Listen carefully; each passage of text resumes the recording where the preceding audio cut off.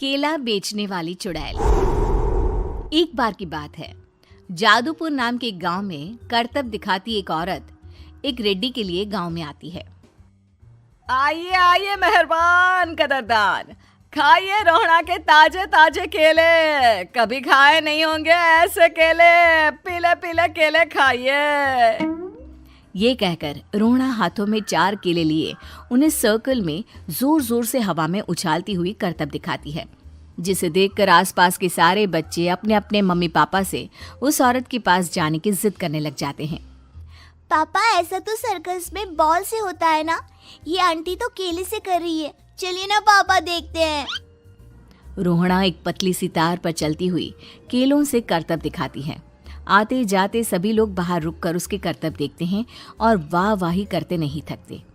जैसे ही एक आदमी पास आकर उसे पैसे देने लग जाता है, तब वो कहती है, अरे नहीं नहीं साहब, मैं करतब तो बच्चों के मन को बहलाने के लिए करती हूँ। धंधा तो मेरा केले का है। पीछे देखो मेरी रिड्डी, जो भी मेरे केले खाएगा मेरी तरह चुस्त दुरुस्त और तंदुरुस्त हो जाएगा। पता चलता है क्या कि मेरी उम्र 55 की है। अरे पर ऐसे ठंड के मौसम में कोई केला क्यों खाएगा? ये ऐसे वैसे केले नहीं है साहब, ये शरीर में गर्मी देते हैं। ठंड को दूर भगाए जो भी रोहिणा के केले खाए। पापा, अगर मुझे केले नहीं मिले तो मैं घर नहीं जाऊंगी।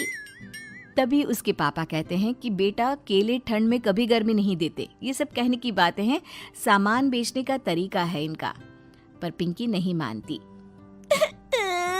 मैं केले खाऊंगी। पिंकी की जिद के आगे नत्थू हार जाता है और उसे केले खरीद कर दे देता है। पिंकी खुश होकर केले घर ले आकर खाती है। अब मैं भी करतब करूंगी, कितना मजा आएगा। जादुई केले। पिंकी पहला केला खत्म भी नहीं करती कि वो बेहोश हो जाती है। दूसरे केले से एक काला धुआं आता है और रोहड़ा चुड़ैल बनकर बाहर निकल आती है। मेरे भूतिया केले बच्चे न खाए, ऐसा हो ही नहीं सकता। जादूपुर वालों, कब तक बचोगे? आ गई हूं मैं रोहड़ा, जिसका कोई नहीं कर सकता सामना। रोहड़ा पिंकी को गोद में उठाकर काले धुएं में कहीं गायब हो जाती है। शाम के वक्त नत्थू घर लौटता है और पिंकी को घर में ना पाकर उसकी माँ से कहता है, माँ पिंकी कहाँ है? अरे बेटा, उसे तो तू सुबह करतब दिखाने ले गया था ना, फिर कहाँ वापस आए तुम दोनों? मुझे लगा तू उसे अपने साथ मंडी ले गया होगा। हे भगवान, मेरी बच्ची कहाँ गई? मैं उसे घर ही तो छोड़कर गया था माँ। नत्थू गांव के घर कोने में अपनी बेटी को ढूंढता है, पर उसे वो कहीं नहीं मिलती। परेशान होकर आखिर रो रो कर नत्थू हिम्मत हार कर घर लौट आता है। अगली सुबह रोहड़ा फिर से करतब दिखाने आती है और इस बार पिंकी की तरह रोनी केले खरीद लेता है। 50 रुपए दिए थे पापा ने, सारे पैसों की मैंने केले खरीद लिए हैं। अब मैं भी आंटी की तरह ही करतबबाज बन जाऊंगा। यही सोचते हुए रोनी केले खाता है और पहला अकेला केला आधा खत्म भी नहीं करता कि चुड़ैल उसके सामने आ जाती है।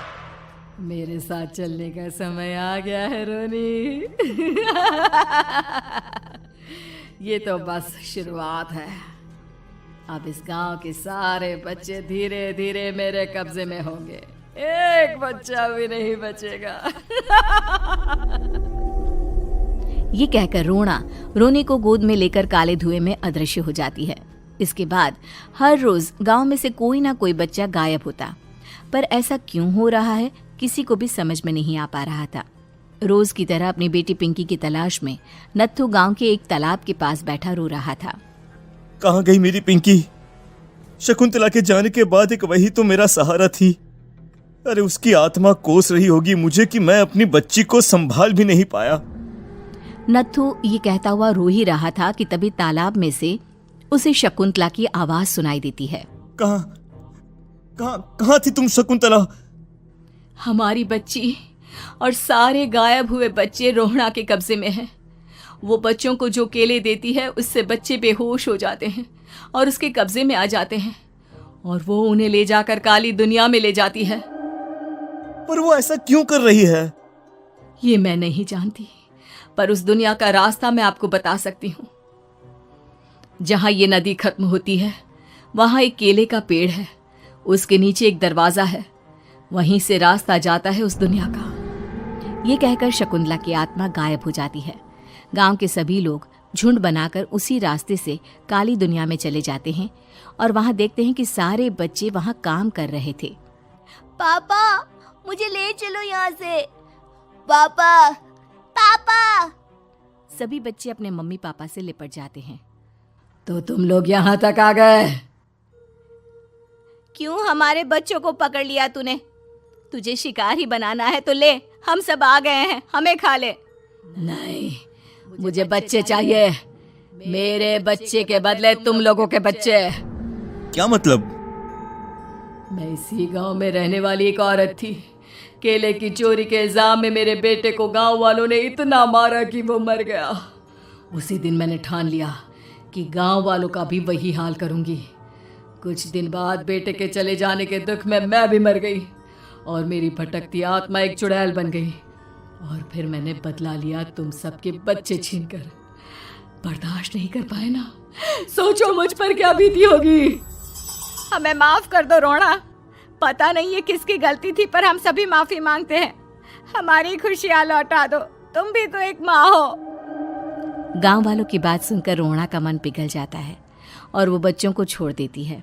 उसके बाद काली दुनिया बच्चों के लिए जादुई दुनिया बन जाती है। अब कोई भी कभी भी वहां आ जा सकता था।